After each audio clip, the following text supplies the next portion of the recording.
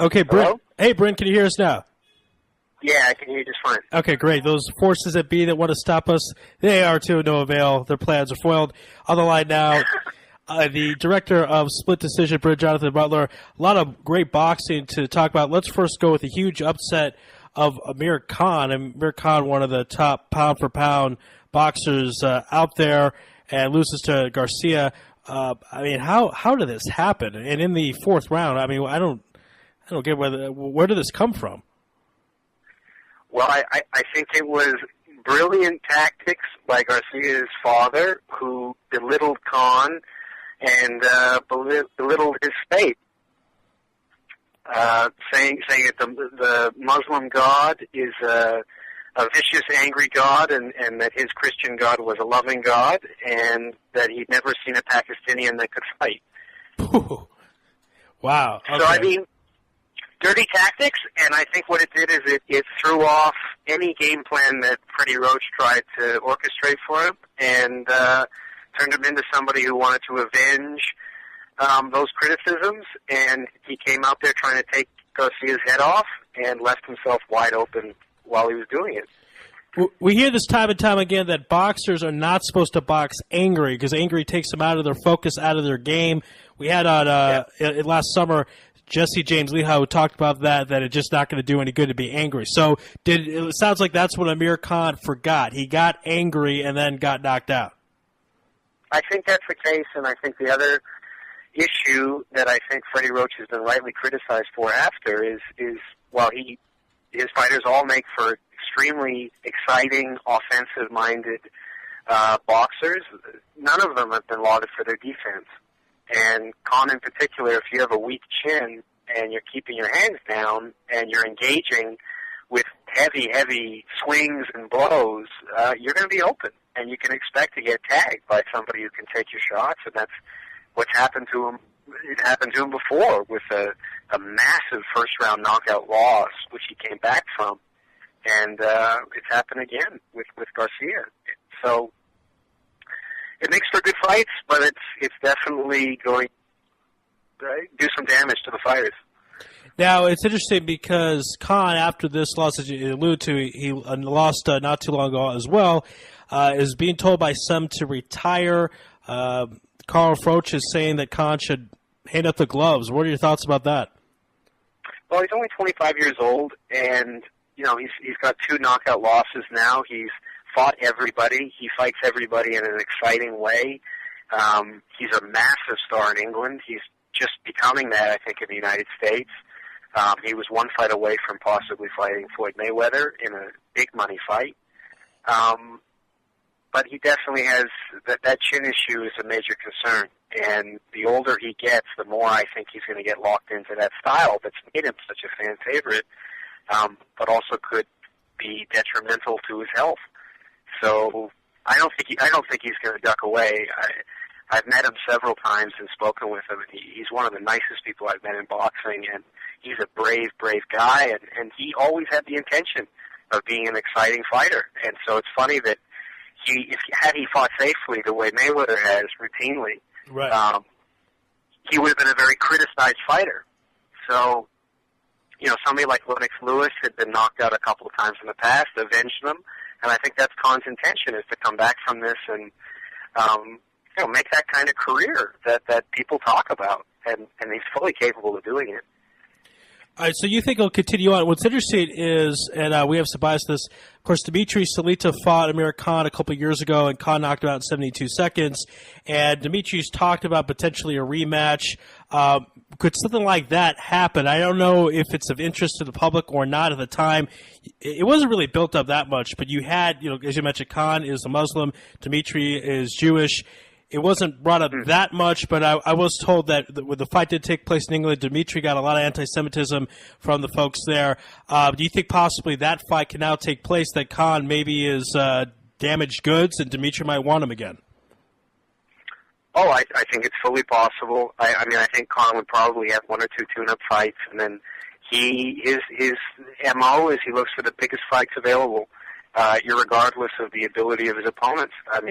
It was very dangerous of him to take on Maidana, and he almost got knocked out there. It was dangerous to have taken on Zab Judah, and he was eagerly trying to take down Floyd Mayweather. So I don't think he's ever ducked opponents, and I don't even think he's handpicked opponents. He takes on very precarious fights, and he has the fans' interest at heart in every opponent he's chased. So I just don't think he's somebody who makes his decisions in terms of what are the risk factors to himself, which is bad for him, good for us, I guess. Right. That's always the problem the boxers run into. They want to be entertaining, but by doing so, they leave themselves open and potentially could lose fights. And Floyd, give him credit, blame, what have you, undefeated, but doesn't take a lot of chances in the ring, and we don't really expect anything outside of that. Let's go now. No. Let's stay with the United Kingdom, if you will. David Haye gets a big KO in the 5th round, pretty much a fight we expected him to win, and afterwards he wants Klitschko, but he did not look that good when he fought him before.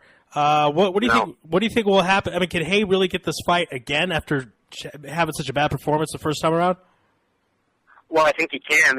It's by virtue strictly of the fact that there's just nobody else in the heavyweight division right. who any name recognition. So I don't think it would be even a competitive fight. And the way in which he went out last time, blaming his toe, as it were, it didn't really impress most of the boxing writers or the public alike. So, but there's just nobody else, and he's a big, athletic guy.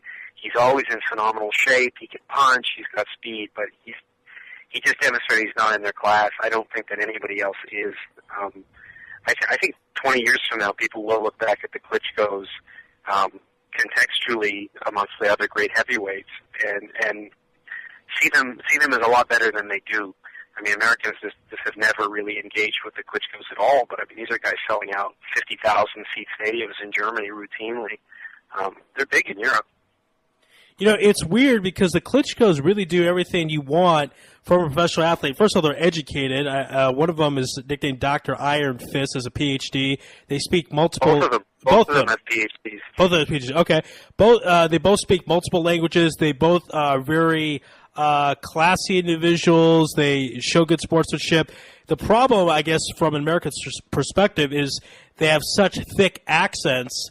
I just think that's just what it is. I think if their English was of anyone else's from America, they'd be not the greatest thing since sliced bread, but they would be a respectable heavyweight champion. People would rally around them and like them. They would be a little more on the quiet side, but I think that is really what's holding them back. What are your thoughts why the Klitschkos aren't so popular in the United States?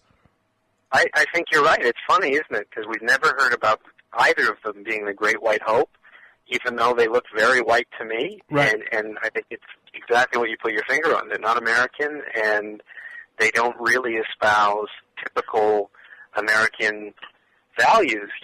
They're quiet, they're subdued, they're not flashy, they're very family-oriented, they're proud of where they come from, they're politically engaged in the Ukraine. I mean, it looks as if Vitaly is going to go the political route after boxing and do it in a lot more savvy manner than, say, Manny Pacquiao has done in the Philippines, where it just seems like a disaster financially.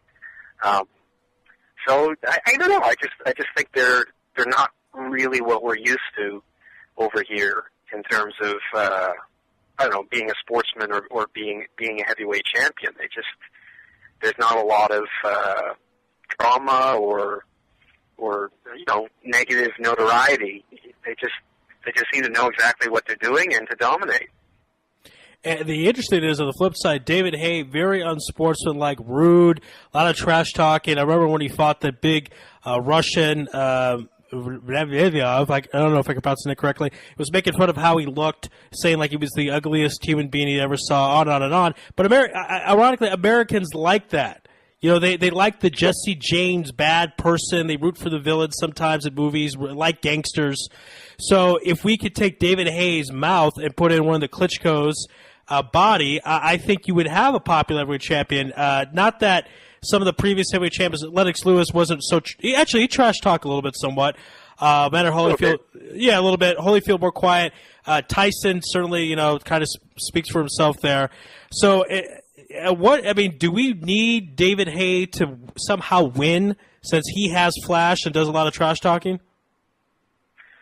I think we do. I mean, I think I think you're right in that the American audience expects not just winning, but how you win, and also what your narrative is outside the ring. And I mean, these are two very well put together, well raised, well adjusted people, and that's not typically what an American audience roots for. I mean, Floyd Mayweather was never marketable until he figured out that he turned heel in wrestling terminology. Right. And once he made it really attractive to watch him lose, that's the only time when people started paying to watch his fights. Prior to that, nobody paid to watch his brilliance in the ring, but nobody denied he was brilliant because they didn't care. Yeah, it's really something else. It wasn't too long before his big fight with De La Hoya in 2007 that he was fighting in, I think, Idaho or something. I mean, nobody cared. Sure. No one liked the style, but then he came out and acted really rude, played the villain. The funny thing with Floyd is he will even tell you it's a game. He'll say someone has to play the villain, I might as well do it. And as soon as the fight's over, he actually turns into a pretty nice guy. And then we just fall for it again the next time he fights someone. So it's weird what the public likes. Let's go to Antonio Tarver, the Magic Man, legend killer, if you will. Busted with roids. Tell us what was found with Antonio Tarver and what consequences are they going to be for what he's done? Well, I think he lost his job with Showtime as an announcer, and no, it's a big deal. I mean, the steroid scandal just seems to be climbing higher and higher to bigger and bigger names in boxing. And I mean, one of the Klitschko's was found with steroids. Roy Jones has tested positive for a banned substance. Evander Holyfield, my God, it sounds as if it's epidemic. I mean, it's as bad as I think it was in baseball, and they're just following that trail of bringing these guys down. And I think the more serious they get about the testing, Floyd Mayweather isn't disclosing his medical records about whether he's ever tested positive, despite being such a vociferous advocate for Olympic testing. But it's interesting, if he was 100% clean, why wouldn't he disclose those records? Why isn't Oscar De La Hoya disclosing his records despite advocating the same thing? So I wonder if this reaches to everybody, as it did in baseball, and I suspect that it does. Yeah, a lot of times the people that come out and say they're anti-this, I mean, in baseball we saw this time and time again, Gary Sheffield come out saying against steroids, and he was in the Mitchell Report. David Ortiz do the same thing. He was in the Mitchell Report. So certainly it is suspicious. Now, do we know or do we have an idea of how far Tarver's steroid use has gone back? Did it go back to the Roy Jones fights, for example? We don't know until he would release his medical records. I mean, in a lot of these cases, the manner in which they're being tested it's not just incompetent, but it's just institutionally permitting people to take substances. They're not testing for any of the substances that athletes would actually use. So, I mean, somebody like Floyd Mayweather would be a prime suspect because he's determining the window in which the boxers are being tested every time he fights, which is the most important factor for getting off of the substance. So until they actually get serious about testing for what the fighters are using, I would think they're all suspicious. Yeah. It'd be crazy not to when they're fighting guys who are being juiced up. When you look at the benefits of these substances, I mean, I don't know why they wouldn't take them, to be honest. Well, not just that, but the amount of money on the line. Floyd's fighting for $30 million a pop, so he certainly has an incentive to cheat. And we've seen it. Sugar Shane Mosley was caught with substance. Fernando Vargas. A lot of these guys were. But the frustrating is, let's say you did catch Floyd. It's not like he's going to return the money. I mean, he still gets to keep all the money. What punishments do they give to boxers? They say you can't fight for a year. I mean, what generally would happen if they were caught with these caught cheating and taking steroids? I know that James Toney's been caught. I think he's been caught possibly twice. Usually they'll ban them for 6 months or something or a year, but the penalties have never been very severe. It's never been like the Olympics did with Ben Johnson, where 2 positive tests and you're banned for life, or what they're proposing to do with some of the cyclists and the Lance Armstrong stuff. But I don't know. I mean, it's something to consider that if you're cheating in these other sports, it's just a matter of winning or losing. In boxing, you're putting people's health or lives in serious danger. Right. You're going to hit harder, faster, be able to drop weight faster. Just better conditioning in general, endurance. I mean, just every facet of athletic performance is enhanced through these substances. So it's maybe a 15% increase in your performance as well. I mean, that's crazy. I mean, it's like all these records that get broken. To put it in the context of boxing, of who you're able to beat once you're juicing versus if you're not. It's scary to think who that must have appealed to and incentivized to start taking and to excel. It's really something, because I remember the 24/7 edition of Mayweather versus Mosley, and Mosley's the one who was caught. I remember the whoever came in to test both boxers, they seemed to have a much friendlier relationship with Sugar Shane Mosley than they did with Floyd. And Floyd seemed almost kind of nervous, if you will. And it took him a long time, remember, to finally put out the urine sample, because for whatever reason. But I just always stuck in my mind that he seemed a little bit. He kept saying, "God give a talent right here, God give a talent," and right. I don't know, something of that stuck out with me. Let's move on to it's certainly an intense topic, and we'll certainly keep an eye on it if Floyd or Oscar end up being busted. It'll be one of the biggest stories of the year. But let's go to Freddie Roach. Talk about his reputation. Some have said that he's one of the best trainers out there, especially when Manny Pacquiao was, the star of boxing. After the loss, maybe a little bit down in Freddie Roach's reputation. What are your thoughts about Freddie Roach as a trainer? Well, it's an interesting thing to consider, because I mean, he's a 5-time, or maybe even 6-time at this point, trainer of the year, world trainer of the year. Pacquiao definitely made his reputation. If you ever get into one of those YouTube frenzies late at night and watch a lot of classic fights from the 90s, he pops up all over the place with fighters he's worked with. One of the Klitschko's, James Toney, Michael Moore, Mike Tyson towards the end of Tyson's career. But obviously with Pacquiao, he was just looking, as a combination, they were just looking unstoppable. And then with Amir Khan picking him up, and Khan going through a series of brilliant offensive displays. Now that all these fighters start losing, you had his almost all of Roach's stable just lost. I mean, Linares was knocked out brutally. Khan was just not taken out, and Pacquiao, even though, in my opinion, Pacquiao won handily, just lost as well, and doesn't seem to be improving. It seems like he's on the downward slope. So I think people are getting a lot more critical of Freddie Roach, and just sort of suggesting that the reporters all love him because he's one of the best interviews you can get. He can't go 2 or 3 sentences without giving you a quote. So I don't know. I just think the fact that he's likable, maybe that's enhanced his reputation as a trainer a little bit. But I mean, I think he's a very solid trainer. I just think, as he would be the first to admit, it's what fighters you have that really make you as a trainer. And he's been fortunate the last while, but he's earned it. It's interesting because I remember with the De La Hoya fight, he, of course, trained him against Floyd Mayweather, lost. De La Hoya seemed to blame Freddie Roach, and then when De La Hoya fought Pacquiao, Freddie Roach is on the other side. Freddie Roach said, "Oscar's done. This is it." And after the fight, Oscar did agree with him. So he certainly knows his boxing.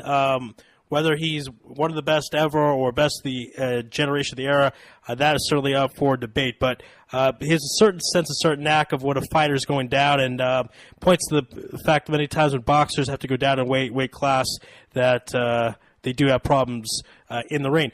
All right, before we let you go, Bryn, let's get an update on the film Split Decision, as we're all really excited to see it here in Israel and across the world. What is the latest with the film? We've put together an hour 5. I'm actually talking to you now from the editing suite where cool. I'm working in Manhattan, and I'm hoping in a few weeks we'll have the rough cut finished, get it sold, and get it out by late fall. So it's coming along really well. So we're just trying to finish it up by the end of August. Okay, so by August, and what is and then the plan to release it through film festivals, Sundance, those type of things? Are you looking at different places to release it at? Yeah, just do the festival circuit, and then I've spoken with ESPN about them picking it up on TV, and National Geographic is interested in it. An outfit in Germany, I think owned by Red Bull in Canada.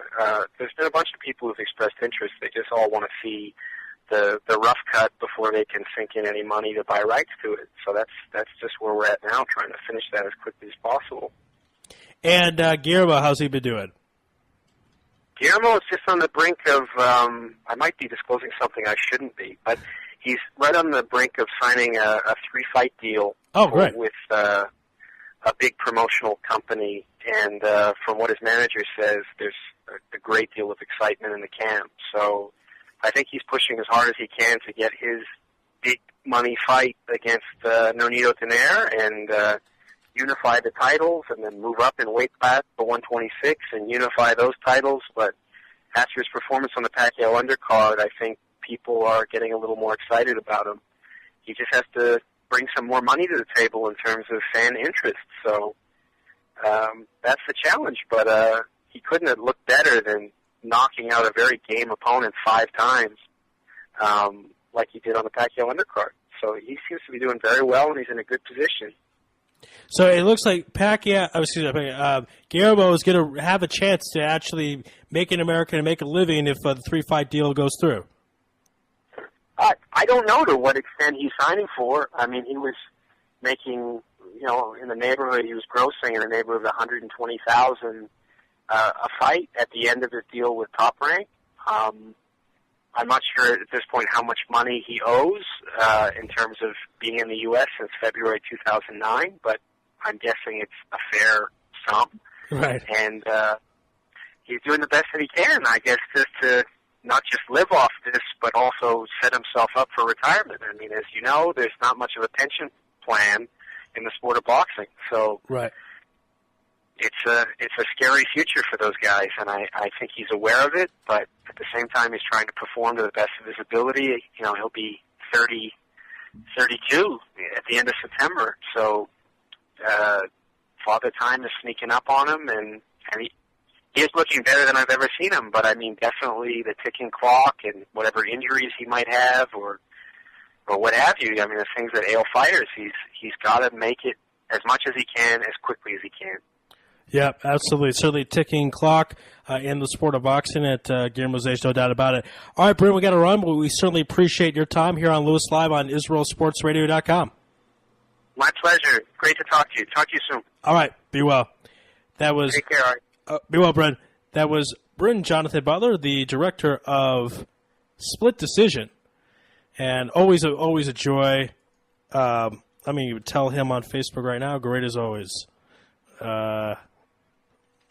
Got to be my favorite guest, man. All right, let's take a break. On the other side, it's Broncos Mike. This is Louis Live on Israel Sports Radio.com. You're tuned in to the only all-sports talk network in the Middle East, IsraelSportsRadio.com. This is Tamar Cass, and you're listening to Israel Sports Radio. Shalom from the United States. I'm Gina Pitts. Parrish Graham. Mike Pitts. Roosevelt Hall. Mike Roy. We're your friends from the Pro Sports Lives radio show on WAFS Biz 1190 AM. You're listening to Louis Live. Broadcasting live from Israel. IsraelSportsRadio.com. Sports Strain CC, Depression Fit, UV Protection, Moisture Wicking, Anti-Odor, and Physique Enhancing. Certified by the Circle K. Sports Strains is a revolutionary CC garment that features high-performance properties and a compression fit, offering the wearer ultimate comfort and style for sports and everyday wear. Custom logos and team jerseys are available. For orders, please visit TamirGoodman.com. That's TamirGoodman.com. Broadcasting live from Jerusalem, IsraelSportsRadio.com.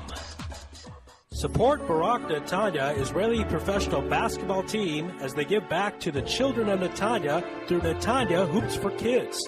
Netanya Hoops for Kids serves all of the children of Netanya, especially the ones that need us most. Through basketball clinics held by professional players, at-risk children learn life skills like teamwork, communication, discipline, and community responsibility from real-life heroes. Netanya Hoops for Kids partners with the municipality, schools, and local nonprofits to bring thousands of children to basketball games each season. Join us as a donor, partner, or fan. One city, one team, one family. www.netanyahoopsforkids.org.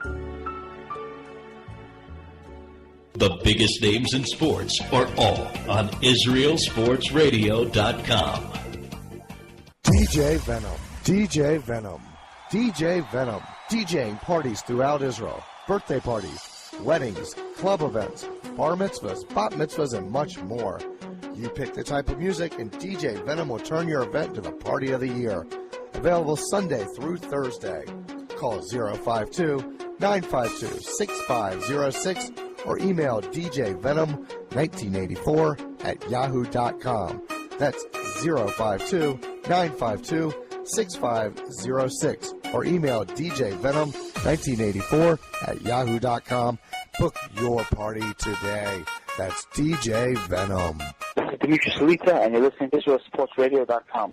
Building love of Israel, one sports fan at a time. IsraelSportsRadio.com. All right, we're here back on Louis Live. Our very special thanks to Bryn Jonathan Butler, director of Split Decision. That was really enjoyable. We look forward to having him back on the show soon, and we look forward to seeing his film, which should be ready. It sounds like he's going to finish in August to be ready in the fall.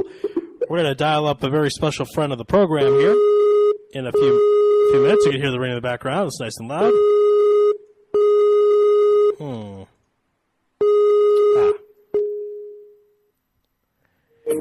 All right.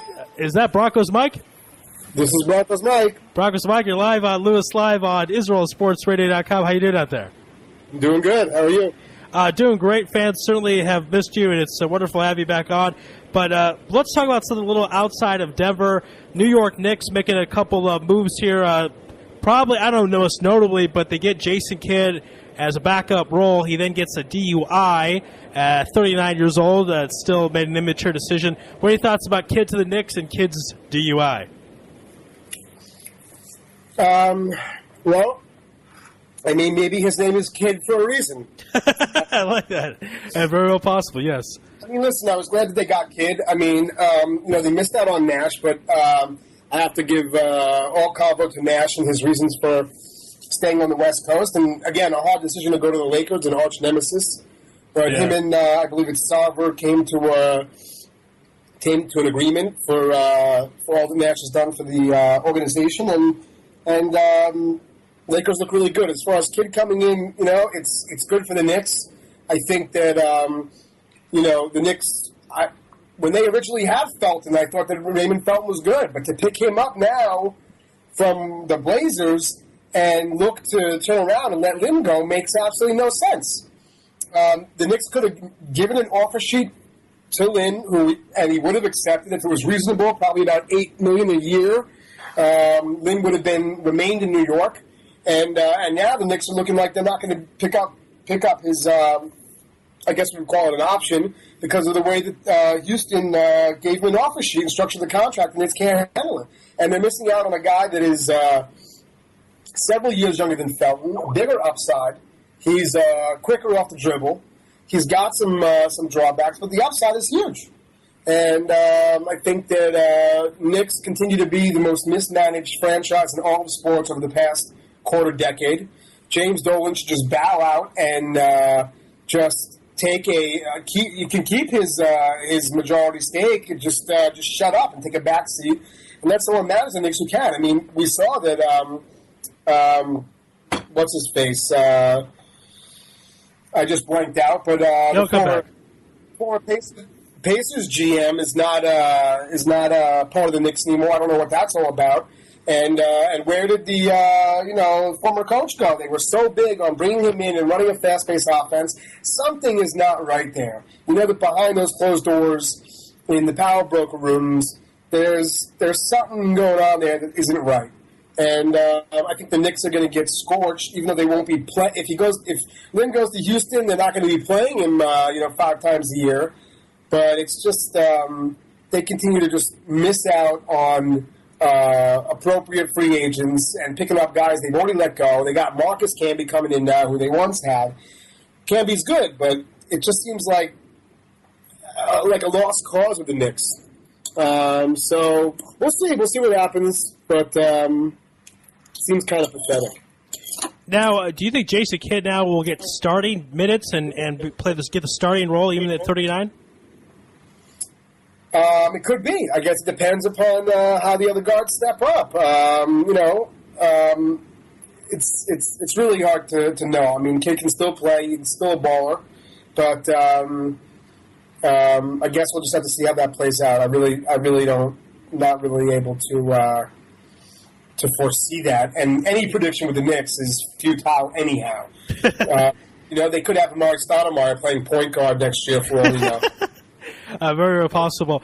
The interesting thing, too, with the kid's DUI was he knocked out cable. It was Dolan's cable company. He knocked out cable of subscribers in the neighborhood. I thought that was very funny as well. Yeah. All right, but can Carmelo and Amari coexist? That was one of the questions that's been asked for a long time. Because it seems like when one of them is injured, then a team does better because they're not playing with one another. What are your thoughts about Carmelo and Amari playing together? It's a good observation you're making. I mean, listen, the Knicks, it's the way that they put the team together. Everyone's talking about who can play with who. Lynn can't play with Carmelo. Lynn can play with Amari, but when Carmelo comes back from injury, it's not going to work. I mean, they have a natural distributor and point guard there. I don't understand what the question is. Amari and Carmelo playing together. I mean, there's all these questions. It's like it seems like the Knicks live up to the bad expectations, and they believe the negative hype. Like, we can't play together. It's you don't see any other team in the entire NBA talk about as much as 2 or 3 players that can't play together, and you have so many more selfish players around the league. I mean, people said, Durant and Westbrook. And people are criticizing Westbrook for how many shots he takes and how he holds the ball and how he wants to be the man. And yet somehow they made it to the NBA Finals. Okay, they got kind of scorched by the Heat, who played, LeBron James is off the hook. But, I mean, no other team is there so much doubt as to whether the players can play as a team. It's just really... They don't have a system or a coach who can complement them, or they don't want to play together. They don't want to play as a team. And, Durant, who's one of the top 5 players in the NBA, was able to play with a guy who wants to hold the ball every single play and be the man. And maybe that's the problem. Maybe these guys just don't have the killer instinct. They want to be the man, but they can't hit the shots. I don't know. I don't know what the dysfunction is there. Unfortunately, I don't really see many of the Knicks games during the year, so it's hard for me to comment from a first-hand perspective. But then again, why would I want to watch the games? Great point there as well. Let's talk about some of the other moves around the NBA. Miami picks up Ray Allen from the Celtics. I thought that Ray Allen did that partly as a revenge move because the Celtics were using him in a lot of trade talk, especially with O.J. Mayo to the Memphis Grizzlies. That was about to happen. What are your thoughts about Ray going down to South Beach, taking his talents there? I'm not sure that maybe it was a revenge move. I mean, them shopping him around. I think that I think that Ray Allen just saw that going back to the Celtics, his role was going to continue to be what it was last year or diminished. And he saw that on the Heat, he has a greater chance to complement the current personnel there, the current the big 3 and the supporting cast, and to potentially win a championship there greater than on the Celtics. I think it was a purely, I want to win a championship decision. It's going to be really weird to see Ray Allen in a Heat uniform. I don't blame him whatsoever for going. And what more can you say? I think he made the it would have been nice to see him go out as a Celtic at this point in his career and maybe even be in the playoffs and give the Heat a run. But I mean, he just helped out their supporting cast there, and I think he's going to probably get more minutes on the Heat as long as he's healthy. He wasn't healthy all last year, so we'll see. We'll see how that goes. I mean, the Heat needed shooters, and Ray Allen is a shooter. So, yeah, I think it's a great move for Miami because LeBron has been working on his post game with Hakeem Olajuwon, and if he can get in the post and get those double teams, it's going to leave Ray Allen wide open for threes, and he leads all time in the NBA in 3-point shooting as far as total threes made. You mentioned Nash going to the Lakers. There is some talk because Dwight Howard is not going to the Brooklyn Nets. Apparently, it looks like that deal is nixed. If he can get to L.A., actually, let's say first if he doesn't get to L.A., where are the Lakers? Are they fourth, third, second in the Western Conference? Where do you think they are right now with Nash and Kobe Bryant? I mean, Nash and Kobe Bryant are two of the top competitors in the league over the past 10-plus years. I mean... Hello?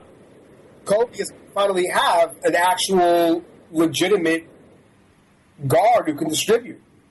Are you there with me? Yeah, we can hear you. Go ahead. No, I didn't. Okay. I mean, he's going to finally have a legitimate guard. He's never had that. I mean, last year, who did he have? Raymond Sessions? I mean, it's not even a question of the vision that Nash gives and the open looks that Kobe or Nash or the other shooters are going to get. And it's going to be very interesting to see guys who used to go at it, I mean, against each other, at least in the playoffs, certainly now being ultra competitive on the same team. Where they stand, I mean, I mean, in that conference, I mean, I think they just upgraded their roster. I mean, they can now be legitimately competing against the Thunder again and against what other squad has that. Certainly, the Lakers could use some upgrade at certain points, and we'll see how things play out. With Bynum, Gasol, and what's going on with there's trade rumors always there with those guys, and there was thought at one point that the Lakers were going to try and go after Howard, but Kobe's always a competitor. He can still play. And it'll be an interesting thing to see out west. Certainly, I don't see them past number 3 in the power rankings at the beginning of the year. Okay, down. But if they can add Dwight Howard, are they better than the OKC Thunder? Without a question. Without a question. Okay, so they get Howard. They're the favorites to go to the NBA Finals. If you have the premier, if you have the premier center in the league with the squad that they have with Kobe and Nash, it's hard to argue that. I mean, that's it's practically an older big three. I'm not saying that they would go to the NBA Finals. Power ranking wise at the beginning of the season is one thing, but we already saw with the Heat and with LeBron and their move that having that on paper doesn't necessarily translate to getting there. But I would think that they would be favored in the West to certainly make the final, certainly to be a number 1 seed in the playoffs. Yeah, absolutely, and we'll see how much Kobe has left in the tank too as well. This could be the next couple of years will probably be his last chance to win a title. By the way, Steve Nash, no spring chicken at 38 years old. Okay, let's go to football Broncos, Mike. Tim Tebow to the Jets. We've talked about this before several times. What do you think so far? He's gone apparently into studying mixed martial arts to kind of improve his conditioning. So far, what's your update on Tebow to the Jets? It seems like there's, there hasn't been, I haven't seen so much news, football with all the other sports and the Olympics and everything else coming up, and the NBA Finals that just passed. But it seems that there's still some continued vibrations of controversy as to how many snaps Tebow's going to get, disrupting the rhythm of Sanchez. Sanchez being the man, showing strides in developing this year in his what do you call it, Sanchez West camp and pre-camp, but the same's being said of Tebow, and the coaches continue to stand by the fact that they're going to use him and they like what they see.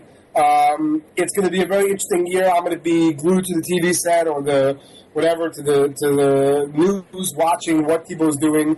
I really do think I didn't even look at the schedules yet, but I'm pretty sure the Jets play the Broncos at some point. That's going to be a very interesting game to watch, and I still remain a Broncos fan, but it's going to be hard not to root for Tebow at times. And I think that Tebow is going to make some plays against them somehow. And listen, Tebow's he's going to get snaps. And it's going to be, if he's getting 20 snaps a game or somewhere between 15 and 20 or even 10 snaps a game, that's a lot of snaps for what people want to say is an option or wildcat package quarterback. But Brad Smith did not get those snaps. When Miami Dolphins ran it with Ronnie Brown, he did not get 10 snaps a game. Maybe he got 4 or 5, maybe 6. I haven't checked the stats, but Tebow getting 10, 15, 20 snaps a game that's a huge thing. We'll see if that includes putting him at linebacker on defense. But right now it's going to be interesting how the whole season plays out. It's good to see that running back on the Bears, is it Forte got his contract. Ray Rice was re-signed to the Ravens, which was a smart move for I think 4 or 5 years. Not any really big moves as of now, although it's interesting that RG3 remains unsigned, Luck remains unsigned. It's going to be interesting moving forward to see what happens with some of these big rookie names that, even with the new collective bargaining agreement, guys have a lot of the top picks haven't been signed. Right. So, forward. And otherwise, I think the Broncos are a vastly improved team with Peyton Manning. I mean, it's hard to say not. I still didn't like the move, even though they're improved. I would have liked to see them win it with Tebow and the things that they could do there. But they seem to be, a good team, and we'll see what happens with them this year. I don't know if they're going to win a championship, but we'll see. All right. What do you think also who will be the better pro, at least this year, the rookie year, and then overall as well, RG3 or Andrew Luck? It's hard to say. I mean, overall, I would say that actually I think RG3 has the better overall team and the better defense. I mean, you got to remember that the Redskins did some decent drafting. I think that they had got that defensive end. I forgot his name out of, is it Purdue? I get Purdue and Vanderbilt confused sometimes, I think. But they have a good overall core of a team. You got Mike Shanahan working with RG3. Mike Shanahan and his son. Whether that's good or not is debatable as of late. With Donovan McNabb and some of these other somewhat controversies. But I think that overall he has a better supporting cast. Although I do like the move a lot that the Colts made with bringing in Luck's tight end from college. I think it's a brilliant move. Some people said they took him too high, but the guy's a monster. The guy's I think like 6'7", 6'8". He played well in college, and Luck knows him. And now that can be a big thing in the NFL. But the supporting cast and the overall defense and the overall offense is questionable. A lot of wide receivers are not there anymore. You got new guys coming in, don't know what system they're going to run. Will Luck play well? I would imagine yes. Is he going to have a season like Cam Newton had his rookie year? Doubtful. RG3 will have that kind of season either. But I think the better chance for someone to have that season is RG3. But we'll see. I mean, it's going to be very interesting to see how it all plays out. Okay, now let's talk about the Jets. Going back to the Jets, what would need to take for Tim Tebow to be the starting quarterback? How many games do the Jets have to lose under Mark Sanchez? Mark. I think that if they go maybe 3 or 4 games without a win, and if in those games Tebow plays well, and when I say well, I mean he can't go. If he has 20 snaps and he goes 2 for 8, I don't know if you're going to have people calling for him. But if Sanchez is making mistakes or just not getting the job done, again, the Jets keep saying, or at least the media is saying, they're going to be ground and pound this year. What that means and what that changes from last year, you're obviously not going to see Sanchez throwing 45 times a game. It's clear. He's not going to have the chance also with Tebow in there. But if they're not winning games and Sanchez is playing just okay, and his yards per pass, his yards hours per pass are not that great, and when Tebow's in, either he's running the ball and getting first downs, knocking people over, getting those third down, completions by using his feet, those conversions are key. Those are big things. Those third down conversions, moving the chains, and eventually getting the ball in the end zone, even if it's ugly, and he's getting that done, but yet Sanchez is getting the majority of the snaps, and they're still not winning.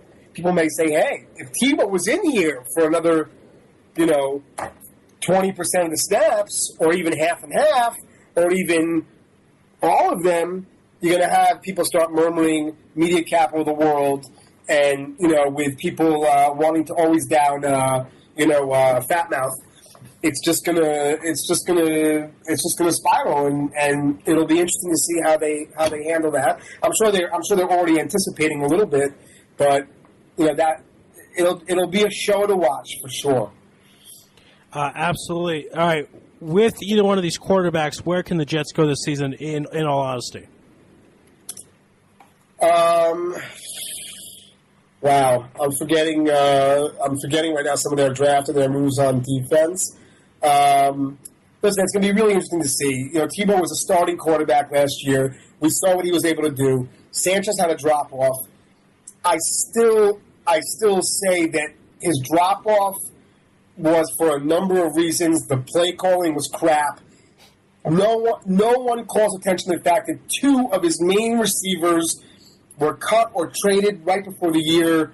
One guy going to the Steelers, and I'm blanking out as to who was who. I mean, the guy made the playoffs 2 years in a row with those receivers. They weren't star receivers. No one was Megatron, but he knew them. He knew what they were going to be. The timing was down. And now your third year, you take those guys out of the equation. What do you expect?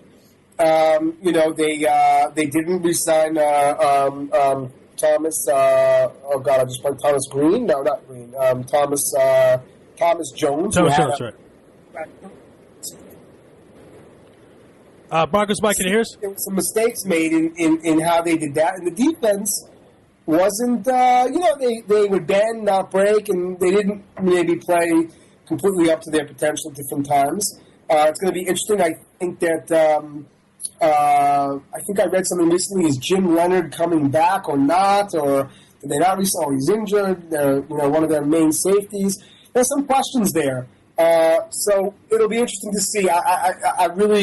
I think any time the season begins, any team can make the playoffs. It'll be interesting to see what record is necessary in that division to make the playoffs. And I really can't make a prediction on the Jets. I just hope Tebow plays well. I like Sanchez. I hope he plays well too. But I want to see Tebow as a starting quarterback in the NFL. So it's a little bit conflicted. Yeah, absolutely. It's certainly going to be fun to watch and see what happens with the Jets and the Broncos as well. Before we let you go, let's get your prediction of the Denver Broncos, 8-8 last season, but did win the West to go to the playoffs. What will happen this season? I think they're going to have a few more wins. I think it's impossible not to with Peyton Manning. I'll admit that. I still have to like the business moves, and I like to root for Tim Tebow as a Bronco. And I think he was in a good space there as far as the Denver crowd being in Denver in that type of atmosphere, as far as even as far as his what do I call it, his religion goes, and the type of community. I think that Peyton Manning should equal at least 3 or 4 more wins. Really, again, the supporting cast, the defense. I mean, Dumerville also just got pulled over, I think, for a DUI or something, or he showed a weapon. I mean, these guys are just such idiots sometimes. But again, a healthy Von Miller. Von Miller had a broken hand, I think, from within half the season. Dumerville, Von Miller. They picked up a few other guys on defense. I think a linebacker or two or an end there. It's going to be very interesting to see how that defense gels, and they can cause havoc. I mean, with the guys they have, even more so than the offense. I know that they've signed a few players. They got a guy from Indy that Peyton, a tight end or two here or there. So it's going to be really interesting. But Peyton Manning should equal 3 or 4 more wins, plus a healthier defense, Von Miller alone may get a few more sacks if he's playing and doesn't have a sophomore slump. So I think the Broncos are definitely in the playoffs. Where they go from there is questionable. And I really think that the Lions, I know in a different division per se, can do some real damage this year. And there's a few teams out there that's going to be interesting to see. Is Flacco going to continue to get flack for not being the quarterback that everyone says he should be? I still think he's pretty good. Just sometimes he doesn't make the throws that the side should make. It's going to be. I think it's going to be a really interesting year with Locke out west, RG3, and what he's going to be able to do explosively with the ball when he puts it down and runs. No one in the NFL is going to be able to catch him. So you hope he doesn't take too many brutal hits. But I mean, the guy is potentially faster than a Michael Vick. It's just going to be incredible to watch that guy when he takes off, and he can hurl it. So that's going to be exciting to watch, I think, more so than watching Luck. And I'm looking forward to the season. It's coming up soon. It's going to be a lot of fun, and we'll certainly have you on during the season. Broncos Mike, appreciate your time here on Louis Live and Israel Sports Radio. Good luck to Tebow. I know you'll still be rooting for him, and good luck to your Broncos as well. I appreciate it. I'll just add one last thing, that the IOC, the International Olympic Committee, are a bunch of I don't even know, capitulation to the Islamic countries that do not want to give the Israeli athletes a moment of silence. It's the least that they could do, and it's politics as usual, and it's really just a shame and a blemish on the entire Olympics, which I really don't even care to watch at this point because of that. And it's a sorry state of affairs to see that 11 people that were killed about 30 years ago, there can't be a moment of silence for them, or even a tribute. Forget even a moment of silence, a tribute to them. And anyway, sports should be beyond politics, and we see obviously it's not. Great point, Broncos Mike. You're right on the money. It should happen this year. It's a shame it hasn't. We talked about it on Israel Sports Radio for a few years. They need to have the moment of silence. There's no argument about it. There's no question about it. If they don't do it, they are wrong, period, 100%. All right, Broncos Mike, we got to run, but we'll be in touch. Thanks for being on, buddy. Thanks so much. All right, be well. Yeah. All right, that was Broncos Mike. Great to have him on the program here on Louis Live on Israel Sports Radio. And just to add on what he was talking about, I mean, it was to say what happened in Munich was a tragedy is an understatement. And to say what is going on now with not allowing the moment of silence is a travesty. And that's an understatement. And I just don't understand what the problem is. It's called a moment of silence for a reason. I'm not saying they should cancel the games if there's not a moment. I'm not saying they should miss a day of games. It's a moment of silence. Take the moment of silence for the fallen victims or murder of the 1972 Berlin Games of the 11 Israeli athletes. They certainly deserve it. And rest in peace to the 11 athletes as well. We in Israel will never forget you. That's going to conclude our show for tonight. Our thanks to the director of Split Decision, Bryn Jonathan Butler, and, of course, Broncos Mike. Stay tuned later on this week for much more great programming. But that's it for tonight. God bless and good night.